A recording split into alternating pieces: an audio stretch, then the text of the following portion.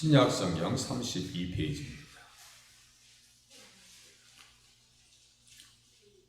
마태복음 20장 1절에서 7절까지 제가 봉독해 드립니다. 천국은 마치 품꾼을 얻어 포도원에 들여보내려고 이른 아침에 나간 집주인과 같으니 그가 하루 한 데나리온씩 품꾼들과 약속하여 포도원에 들여보내고 또 제3시에 나가보니 장터에 놀고 서 있는 사람들이 또 있는지라. 그들에게 이르되 너희도 포도원에 들어가라. 내가 너희에게 상당하게 주리라 하니 그들이 가고 제6시와 제9시에 또 나가 그와 같이 하고 제11시에도 나가보니 서 있는 사람들이 또 있는지라. 이르되 너희는 어찌하여 종일토록 놀고 여기 서 있느냐. 이르되 우리를 품꾼으로 쓰는 이가 없음이니이다. 이르되 너희도 포도원에 들어가라 하니라. 아멘. 천국의 품꾼 포도원 비유, 이렇게 계속해서 말씀드리고 있습니다. 재물이 많은 유대 관원의 이야기를 통해서 구원의 조건은 사람에게서 있는 것이 아니다. 잘생긴 사람이 구원받고 힘이 센 사람이 구원받고 똑똑한 사람이 어여쁜 사람이 구원받으면 그것이 구원의 조건이 된다면 하나님의 정의에 어긋나는 거예요. 그렇잖아요. 하나님께서 제시한 방법으로 선물로 선물을 통해서 구원받게 하십니다. 그러니까 주님을 믿을 때 영생의 은혜를 경험할 수 있다. 하나님이 세상을 이처럼 사랑하사 독생자를 주셨으니 이는 그를 믿는 자마다 멸망하지 않고 영생을 얻게 하려 함이라. 믿어야 영생을 얻는 거지. 믿는 데는 또 조건은 없어요. 믿는 데 조건은 없어요. 부자라고 안 믿는 거 아닙니다. 부자 동네도 보면 잘 믿어요. 연예인들도 보면요, 참 얼굴도 잘나고 인물도 환한데 남자나 여성이나 참 차인표 같은 사람들은 얼마나 예수 잘 믿어요. 최수종 같은 탤런트는 얼마나 예수를 잘 믿어요. 그죠? 참 착한 연예인들, 예수 잘 믿는 사람도 있어요. 또 부자라고 해서 예수 안 믿는 거 아닙니다. 믿음은 하나님께서 주실 때 누구 신분 고아를 막론하고 믿어서 영생의 은혜 가운데 들어갑니다. 그래서 내 믿음이 너를 구원하였다라고 하시는 말씀을 통해서 우리는 무엇을 알 수 있느냐? 믿음을 통해서 구원받는다라고 하는 사실을 확실히 알 수가 있습니다. 그래서 너희는 그 은혜에 의하여 믿음으로 말미암아 구원을 받았으니 이것은 너희에게서 난 것이 아니요 하나님의 선물이라. 믿으면 의의 상속자가 된다. 의의 상속자가 된다. 그러니까 하나님께서는 무엇을 말씀하시냐면 자랑하지 말라고, 사람의 것을 자랑하지 말라고, 힘세다고 자랑하지 말라고, 뭐 벌교에 가면 주먹 자랑하지 말라고. 거기 보니까 선전하는 거 보니까 뭐 커다란 주먹상을 놓고 벌교에 오면 주먹 자랑하지 말라고 써 있어요.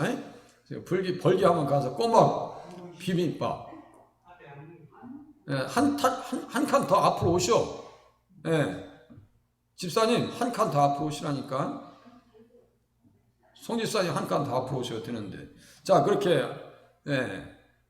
자랑할 것은 무엇을 가지고 자랑하라고 성경에서 우리에게 가르치시냐면은 주 안에서 자랑하라고, 주님 안에서 자랑하라고, 명철에서 나를 아는 것을 자랑하라고. 예수님 아는 것은 자랑거리예요. 예수님 아는 건 자랑거리예요. 그러니까 밖에 나가서 전도하고 그러는 거예요. 자랑하고 밝히고. 그래서 연이은 천국의 포도원 품꾼 비유는 구원이 주어지는 것은 하나님의 절대 주권임을 다시 강조한다. 본문의 포도원은 천국 교회를 의미합니다. 집주인은 당연히 하나님이십니다. 천국에 들여보내시기 위해서 하나님께서는 예수님의 몸된 교회에 성도들을 부르십니다. 부르셔서 어떻게 하냐면 품꾼을 부르신다. 품꾼으로 부르시는 거예요. 하나님께서 교회를 통해서 교회에 우리를 불러주시는 것은 일꾼으로 불러주시는 것이 와서 그냥 감상하고 가만히 앉아가지고 취미생활 하고 이거 안 맞는 거예요. 어떤 교회는 뭐 취미반도 있고 등산반도 있고 그러더만 그것도 참 좀 이상해요. 그죠? 뭐 꽃꽂이반도 있고 나름대로 뭐 연합해서 활동하겠다는데 무슨 말은 하겠어요. 그러나 그렇게 그것이 주 목적이 아니라고요.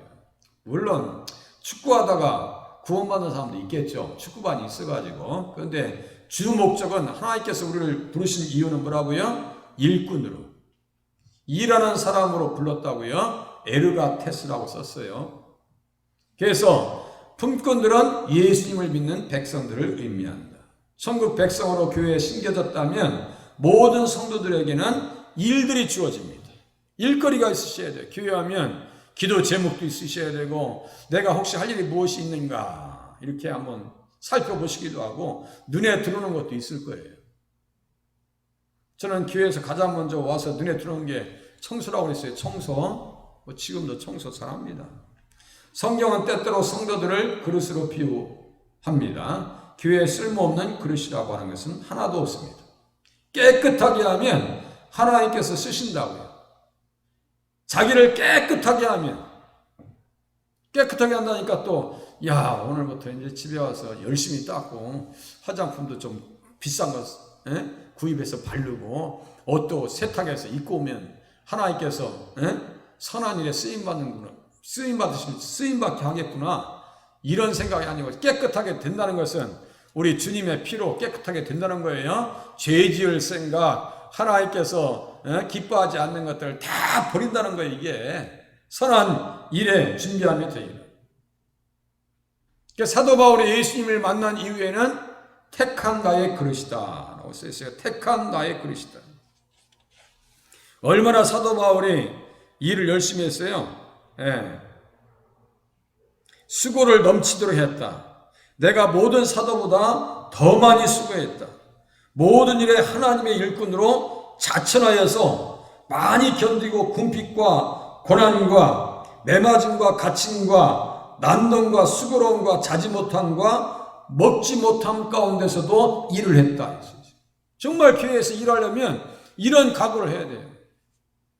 교회에서 일하시려면, 교회에 일꾼 되려면 아니 욕먹어도 그냥 그것을 가볍게 넘길 수가 있어야지. 어떤 사람은 조금 힘들다고 교회를 못 나오겠다느니 뭐 시킨 것도 아니야. 스스로 하다가 시험 받고 그럴 바에는요 손을 떼야 돼요.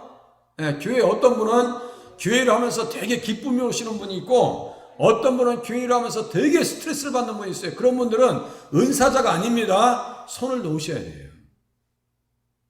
그런데 교회를 하면서 늘 기쁨이 있고 감사가 있고 샘이 돋아나고 무슨 하나님의 은혜를 느껴지면 그분은 어떤 사람이냐? 은사자입니다. 그죠? 은사자예요. 은사 받은 거예요. 그것들하고 그래요. 달란트라고 그래요. 달란트예요. 만약에 목회자가 말씀을 준비하고 이런 것이 막 스트레스 받아가지고 하기 싫다는 그거 그만둬야 돼. 그거는 설교할 자격이 안 돼. 그거는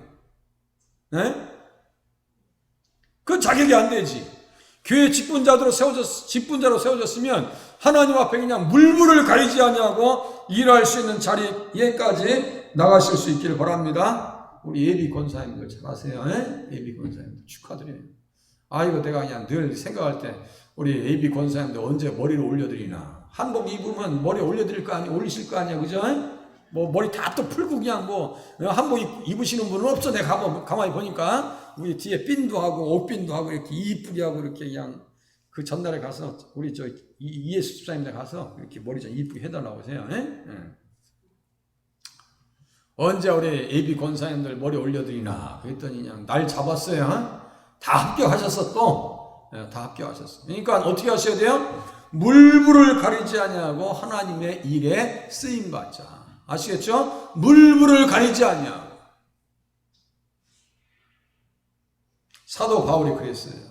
길어지니까 빨리 나가겠습니다. 이스라엘 백성들을 나무에 비유한다면 무화과와 포도나무로 비유됩니다. 무화과 나무와 포도나무. 제가 무화과 오늘 열매를 따서 우리 권사님들 드렸어요. 세 개가 이거 가지고 따서 우리 임 권사님, 정 권사님, 예비 양 권사님 이거 가지고 드렸어요. 맛있죠? 드실만 해요, 안 해요? 맛있죠? 좀 덜 익었어요?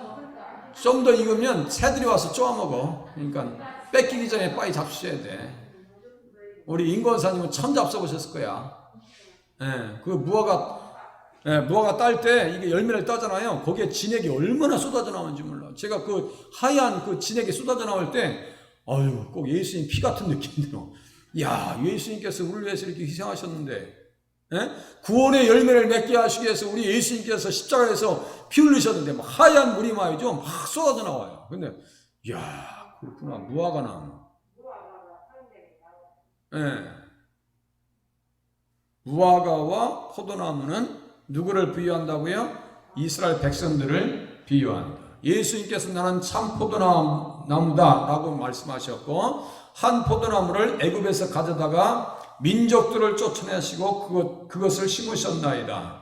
이 민족들이라고 하는 것은 가나안 땅을 얘기합니다. 가나안 땅에다가 포도나무를 애굽에서 가져다가 심어 놓으셨어요. 거기는 어떤 곳이에요? 시절을 쫓아 과실을 맺을 수 있는 거예요. 젖과 꿀이 흐르는 땅이고 생수가 흐르는 곳이에요. 그래서 시편 1장에 복 있는 사람은 여호와의 율법을 주야로 묵상하며 오만한 자리에 자리에 앉지 않냐고 죄인의 길에 서지 않냐고 그들은 시냇가에 심겨진 나무와 같이 시절을 쫓아 과실 맺는다 했어요. 그 나무들이 어디에 있는 나무들이에요? 가나안 땅에 있는 나무들입니다. 이해하시죠?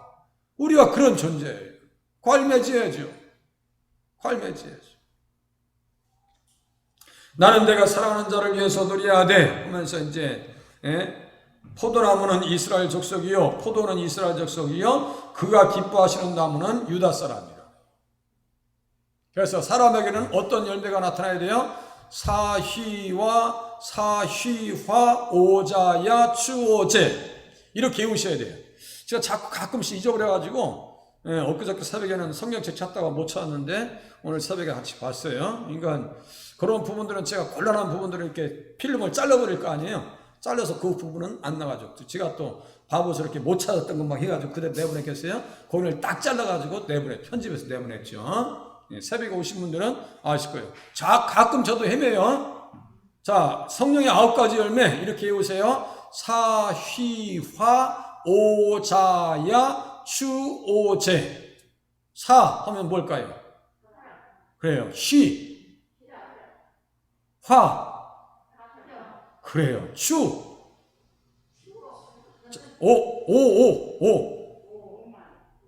오만? 오만 맺으면 안 되지. 그래요. 할렐루야. 올해 참은 오만 맺어. 큰일 날 뻔했네. 농약 칠 뻔했어. 자, 자는 뭐예요? 자비. 사희와 오자야. 야는 뭘까요? 양은 뭘까요? 양선. 사희화 오자양 추오제. 일부러 제가 외우기 쉽게 의미하고요. 추 하면 뭐 생각나요? 충성. 그러니까 추자로 외우는 거야. 충온 이렇게 외울 수 없잖아. 그러니까 그러니까 충성, 온유, 절제 이렇게 열매가 맺어야 돼요. 열매가 맺어야지. 맺지 않으면 어떻게 할 거예요? 그런데 이 열매가 풍성하냔 말이에요. 우리 풍성하지 못한 것이 우리의 현실입니다. 이스라엘 백성들을 나무에 비유한다면 무화과, 포도나무. 그래서 포도나무 열매가 없어요. 좀 전에 그랬어요. 열매가 없어가지고 오만이라고 하는 열매가 맺었다면 답이 없는 거야. 어떻게 한다고 여기 보니까 열면 조건이와 그렇지 않으면 찍어버리소서. 내가 열매를 구하였는데 얻지 못했대. 3년 동안 와서 보니까 열매가 없다는 거야. 만약에 우리 무화과나무 저기에서 열매 안 열리잖아요. 벌써 제 파서 보냈어. 없애버렸어. 근데 해마다 세상에 무화과가 주렁주렁 열매있네. 또 여기 그 나무에서 이렇게 새끼가 나왔어요. 그래서 교회 입구에 심겨놨는데 내년에는 많이 열릴 거예요. 어떤 분이 자꾸 그걸 좀 가져갔으면 해가지고 마음에 들면 가져가시라 하려고 그래. 마음에 또 이제 키워놓으면 되니까. 키워놓으면 되니까. 집에서는 못 키우시니까 또 착각하지 마시고 또 집에 가져가시겠다고 하면 안 돼요. 정원이 있으면 하셔야지. 자, 열매가 없으면 어떻게 하신다고 하나님께서 그냥 찍어버린대요. 포도나무는 어떻게 해요? 가지를 잘라서 어디에다 집어넣는다 했어요? 불 가운데 집어넣는다. 열매가 없으면 어떻게 한다고요? 무화과 나무를 보니까 잎사귀밖에 없어. 무성한 잎사귀밖에 없어요. 그 무화과 나무를 예수님께서 어떻게 하셨어요? 저주를 해버립니다. 자, 맨 밑에 보니까 그러므로 내가 너희에게 이르노니 하나님의 나라를 너희는 빼앗기고 그의 나라에 열매 맺는 백성이 받으리라. 그러니까 성령에 열매 맺는 사람들은 천국 가는구나. 이걸 알 수 있죠. 그래서 한 데나리온씩 품꾼들과 약속해서 포도원에 들여보냅니다. 자, 우리는 일꾼입니다. 일꾼에게 필요한 것은 충성입니다. 충성이에요? 충성하시오. 그래서 교회는 어떤 일꾼이 필요하느냐? 내가 일꾼이 되었노라. 내가 일꾼이 되었노라. 사도 바울은요, 주님 앞에 은혜를 받고 일꾼이 됐대요. 교회는 항상 일꾼이 필요합니다. 그죠? 항상 일꾼이 필요해요. 전도의 현장에도 특별히 일꾼이 더 필요합니다. 자, 그래서 우리 전도 현장에 나오시는 우리 권사님, 우리 송집사님을 이쁘다고 자꾸 얘기해요. 우리 송집사님 이쁘다고 제가 얘기하는 거야. 몸이 불편하셔. 다리도 불편하시거든요. 이 체중이 한쪽으로 쏠리시거든. 몸이 아프시죠. 그런데도 불구하고 전도 현장에 계시는 것이 너무너무 고마운 거예요. 감사한 거예요. 다음에 혹시 맛있는 거 있으시면 우리 송집사님 좀 드리세요. 만나는 거 있으시면.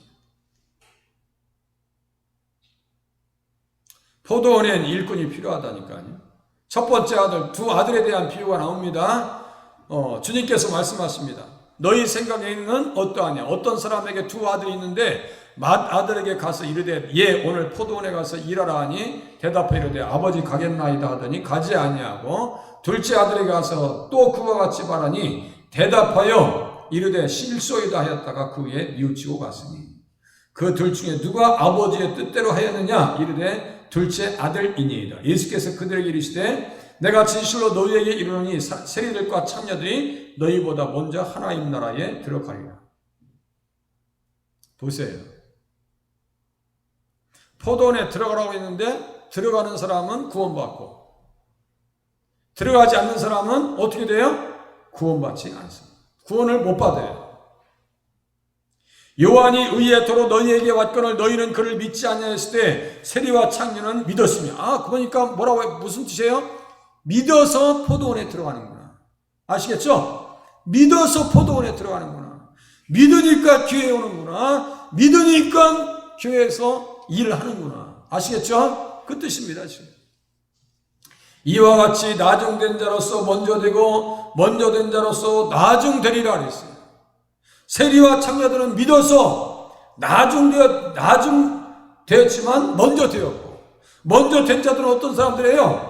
이 바리새인과 서기관들은 먼저 예수를 믿을 수 있는 기회가 주어졌는데 이 기회를 잃어버려요. 불쌍한 인생들입니다. 다른 건 다 잊어버려도 예수 믿는 그 믿음만큼은 잃어버리면 안 돼요. 다른 건 다 부도날 수 있어요. 건강도 잃을 수 있습니다. 그러나 믿음만큼은 부도내면 안 됩니다.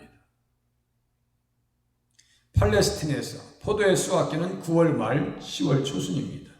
이때는 곧바로 장마철이 시작될 때입니다. 장마가 시작되기 전에 포도를 따야 했습니다. 그렇지 않으면 그 해 포도 농사는 다 망치게 됩니다. 우리가 이번에 태풍 때문에 흰놈인지 한놈인지 아이고 참 흰남는지 한남는지 그것 때문에 얼마나 많은 사람들이 인명피해가 났어요. 참 안타까워요. 그렇기 때문에 포도원 주인은 새벽이고 저녁이고 가릴 것이 없었습니다. 그야말로 물불을 가리지 않냐고 사람들이 필요한 거예요. 비록 1시간만 일하는 일꾼이라도 데려와 써야 하는 상황입니다. 마치 한국의 늦가을 곡식 거둘 때와 같습니다. 포도원에서 품꾼을 부를 때 종들이 나간 것이 아니라 주인이 직접 나갔어요. 이에 대한 뜻은 교회, 포도원은 하나님이 직접 관리하신다는 뜻으로 우리가 이해할 수가 있습니다. 하나님께서 주관하시는 거예요. 천국과 교회가 하나님의 것이기 때문입니다. 교회만큼은 예수님께서 직접 경영하십니다. 그것은 예수님께서 자기 피로 직접 교회를 사주셨기 때문입니다. 그러니까 교회의 주인은 누구예요? 예수님이에요. 잘 아셔야 돼요. 교회의 주인은 예수님. 자기 피로 사신 교회. 그러니까 여기는요, 충성밖에 다른 의미가 없어요. 그야말로 충성할 수 있는 일꾼밖에 필요한 게 없는 거예요. 여기 텃세도 말이 안 되는 거예요. 텃세도 말이 안 되는 거예요. 너희가 알거니와 너희 조상이 물려준 헛된 행실에서 대속함을 받은 것은 은이나 금값이 없어질 것으로 된 것이 아니요 오직 흠없고 점없는 어린 양 같은 그리스도의 보배로운 피로 된 것이라. 그러니까 누구의 피로 사셨다고요? 예수님의 피로 사주셨다. 예수님의 피로 사주셨으니까 산 사람이 주인이잖아요. 그죠? 산 사람이 주인이요. 그러니까 교회의 주인은 다시요, 누구라고요? 예수님이십니다. 그러니까 우리는 예수님에게 잘 맞추면 신앙생활을 잘 하시는 거예요. 예수님에게 맞춰서 하셔야 돼요. 한 데나리온씩 품꾼들과 약속하여 포도원에 들여보냅니다. 그래서 오전 6시에 이미 일부 품꾼들은 포도원에 들어갔습니다. 일찍 부름을 받은 사람들이에요. 성경에서 이러한 사람을 예로 든다면 구약에서는 사무엘과 같은 사람입니다. 어려서부터 믿는 부모님을 만나서 교회에 심겨졌고 칭찬받는 일꾼으로 세워집니다. 참 이게 쉽지 않아요. 모태 신앙부터 해가지고 죽을 때까지 신앙생활 잘 하시는 분들이 이게 많지 않아요. 많지 않아요. 반면에 사무엘은 태중에서부터, 아니 태어나기 전부터 하나님 아들을 주시면 그를 하나님 앞에 바치겠습니다. 얼마나 멋진 사람이에요. 그죠? 그러므로 나도 그를 여호와께 드리되 그의 평생을 여호와께 드리나이다 하고 그가 거기서 여호와께 경배하니라. 우리는 한 데나리온, 이 한 데나리온이 지난주에 2주 전에 우리 박금녀 권사님께서 정확하게 맞추셨는데, 한 데나리온의 뜻이 무엇이라고 했어요? 한 데나리온의 뜻이 구원. 그래요. 이제 외우셔야 돼요. 구원을 선물로 주시는데 구원 받았으면 어떻게 일해야 한다고요? 아침부터 저녁까지 무엇을 가리지 아니하고 물불을 가리지 아니하고 내 컨디션도 가리지 아니하고 웬만하면 주님 앞에 나와서 쓰러질지라도 와서 예배 드리시라니까. 그게 품꾼의 자세예요. 들여보냈으면 일해야 될 거 아니요. 만약에 제가 회사에 취직했어. 그러면 한 달에 월급을 우리 회장님이 한 500만 원 줬어. 그런데 몸이 아파서 한 10일 쉬었네. 그러면 미안해요, 안 미안해요? 미안할 것 같아요, 안 미안할 것 같아요? 월급 많이 줬는데? 구원을 돈으로 계산해보자. 한 데나리온이에요. 한 데나리온. 하루 품삯입니다. 우리 인생은요, 하루살이 같아. 그죠? 어느덧 이렇게 연세가 드셨는지 몰라. 저도 마음은 안 늙었어요. 어렸을 때 놀던 생각이 지금도 생각납니다. 전 지금도 머리가 안 빠진 줄 알아. 어떤 때는 다들 그냥 머리가 멀쩡하니까 안 빠진 걸 내가 잘 못 느껴요. 그냥 남들이 빠졌다고 하니까 빠지는 줄 알지, 다 머리 있는 사람들만 보니까. 나중에 또 보니까 머리가 멀쩡한 사람들은 저 가발 안 입고 하고 의심하고 있어. 바보처럼. 그러니까요, 어느덧 이렇게 금방 삶이라고 하는 것이 시간이 그냥 신속하게 지나가잖아요. 하루 같은 인생 속에서 하나님께서 교회에 큰 품꾼으로 보내주셨으니까 어떻게 하시라고요? 물불을 가리지 않냐고 일을 해야 된다. 누구처럼요? 사무엘처럼 부름받은 그 순간부터 일을 해야 됩니다. 사무엘은 어렸을 때 세마포의 에봇을 입고 여호와 앞에 섬겼더라. 아이 사무엘이 점점 자라며 여호와와 사람들에게 은총을 더욱 받더라. 사무엘이 자라며 여호와께서 그와 함께 계셔서 그의 말이 하나도 땅에 떨어지지 않게 하시니 단에서부터 부엘세바까지 온 이스라엘이 사무엘은 여호와의 선지자로 세우심을 입은 줄을 알았더라. 사무엘은 오전 일찍 부름받아서 일꾼으로 쓰임받았습니다. 또 구약에 누가 있을까요? 신약의 디모데와 같은 인물. 디모데도 그렇죠. 누구의 믿음을 본받았어요? 내 외조모 로이스와 내 어머니 유니게 속에 있더니 내 속에도 있는 줄을 확신하노라. 믿음의 유산을요 잘 물려줬어요. 우리 권사님들의 믿음의 유산을 자녀들에게 잘 물려줄 수 있다면 그것처럼 큰 축복이 없습니다. 믿음의 대가 끊어지면요 답이 없습니다. 답이 없어요. 믿음의 대가 끊어집니다. 그래서 속상한 거예요. 자녀들 볼 때 예수 안에 서질 못하면 속이 터지는 거예요. 그거 그 속을 뭐 알겠어요? 회개하고 주님 앞에 돌아와야 그때서나 겨우 알까. 그죠? 제3시에 또 나갔습니다. 장태에 놀고 있는 사람들이 또 있는지라 그들에게 이르되 너희도 포도원에 들어가라. 내가 너희에게 상당하게 주리라 하니 그들이 가고. 얼마나 감사한 거예요. 팔레스틴에서 포도의 수확기는 한국의 농번기와 같다 그랬어요. 늘 일손이 부족하고 일거리는 넘쳐납니다. 교회도 마찬가지입니다. 사람은 있는 것 같지만 일할 사람은 부족하고 할 일은 많습니다. 그죠? 한 사람 더 왔으면 좋겠죠. 우리 예비 권사님 아침에 8시 반쯤에 오셔서 다 준비하시는데 한 사람만 더 옆에 있으면 더 좋겠죠. 짝꿍 하나 만드세요. 짝꿍. 짝꿍. 안 그러면 우리 김기현 예비 안수 집사님 저 머리 이렇게 가발 쓰고 와서라도 그냥 같이 할 수 있도록. 일꾼이 부족해요. 하나님께서 천국의 모형인 교회에 일꾼을 부르시는 일에 있어서도 세례 요한과 같이 모태부터 부르는 사람들도 있는가 하면 이보다는 좀 늦지만 이른 나이에 부름받은 사람들도 있습니다. 요셉과 같은 사람입니다. 요셉과 같이. 요셉이 제3시요. 3시간 늦게 부름받았어요. 제3시는 오전 9시를 말합니다. 포도원 주인의 입장에서 언제든지 포도원에 할 일이 있어 일꾼을 불러야 하는 상황입니다. 오전 9시에 부르면 12시간 중에 3시간을 뺀 9시간만 일하면 됩니다. 상당하게 품삯을 주리라고 하십니다. 이들은 장터에 놀고 서 있던 사람들입니다. 요셉은 어린 시절 야곱의 특별한 사랑을 받고 살았습니다. 자, 행복한 삶을 살았죠. 17살 때까지 행복한 삶을 살았어요. 하지만 형들의 시기와 질투로 인해서 애굽의 종으로 팔려갑니다. 고생했어요, 안 했어요? 고생했어요, 안 했어요? 그 사람은 요셉은 하나님 나라를 위해서 그야말로 뼈 빠지게 일했습니다. 뼈 빠지게 일했습니다. 그래서 요셉을 하나님께서 2배로 육신적으로 보면 장자의 축복을 허락해 주셨다는 사실을 우리가 깨달으셔야 됩니다. 하나님께서 쓰시면 그 인생을 축복하십니다. 할렐루야. 쓰시면 축복하십니다. 제가 젊어서부터 지금까지 이렇게 수고하고 애쓰고 있는데 뭐 남는 게 없어. 절천만의 말씀이야. 하나님 앞에 가보세요.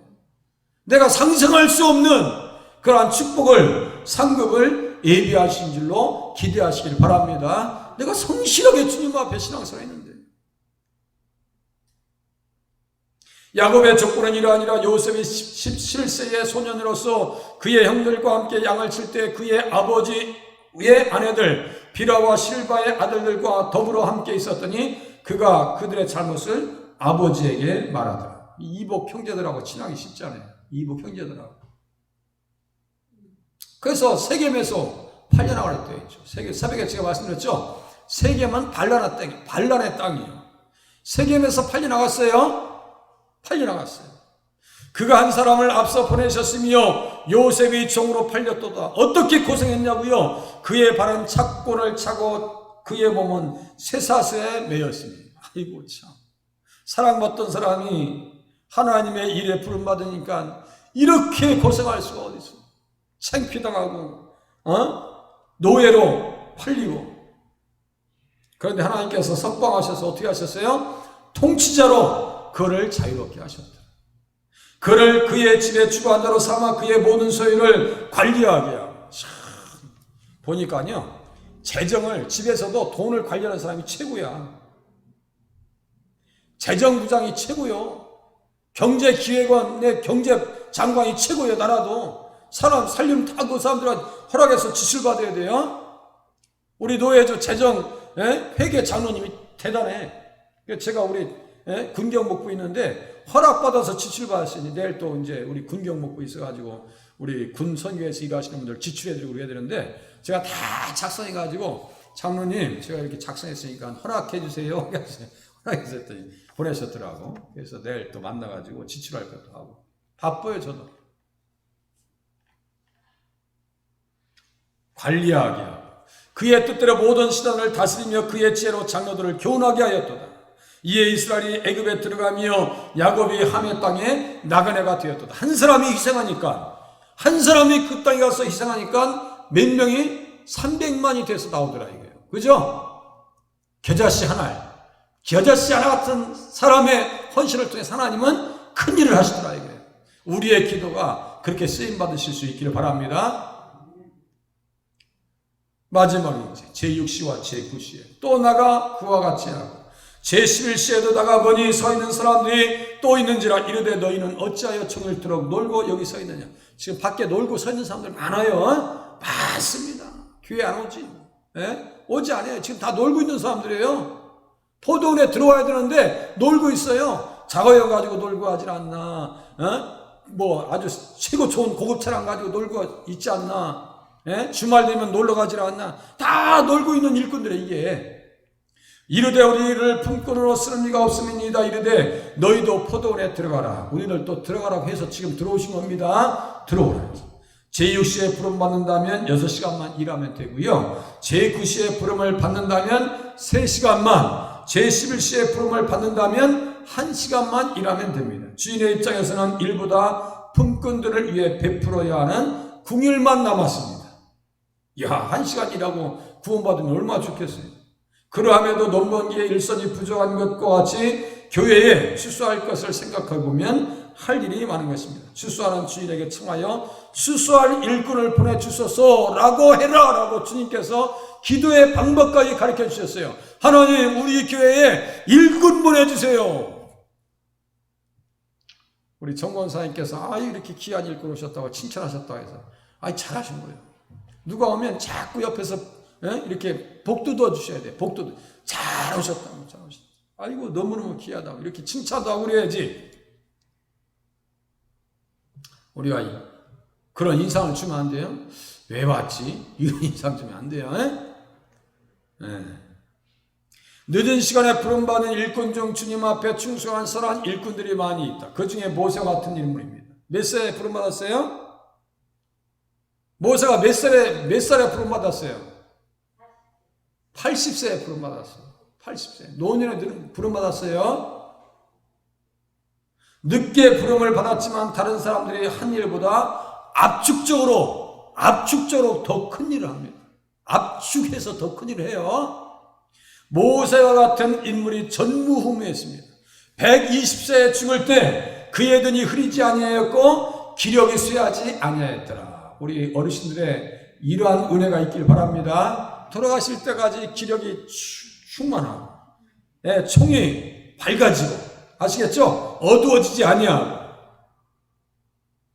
이왕이면 너 누구냐 자식을 볼 때 너 누구냐라고 하는 것보다 아들 왔어 이렇게 하는 게 낫잖아요. 치매가 있어가지고 나 누군지 모르겠는데 이렇게 되면 또 골치 아프잖아요. 우리 치매 환자도 가끔 모시잖아. 이왕이면 총이 흐려지지 않냐 끝까지 자녀들과 손을 붙잡고 우리 김학중 집사님 그 있죠. 요새 왜 그분이 새벽 예배 안 나오시는지 모르겠네. 우리 방권사님께서 한번 말씀하세요. 이제 기도하실 때가 됐잖아. 저희 다리가 아프신가?